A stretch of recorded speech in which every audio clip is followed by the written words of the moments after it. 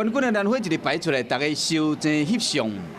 2022年，乐成宫庙前广场的全国兰花大典，有700盆的兰花，将近50种，和民众看甲正够开。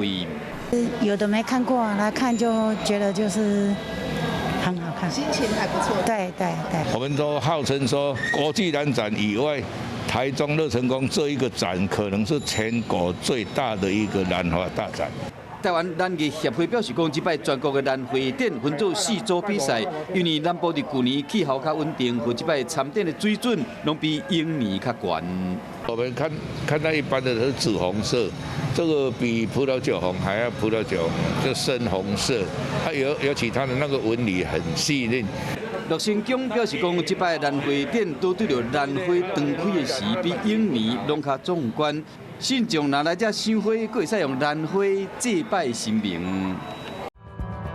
想要获取更多新闻资讯，想要看到主播最新的动态，赶快订阅华视 YouTube 频道。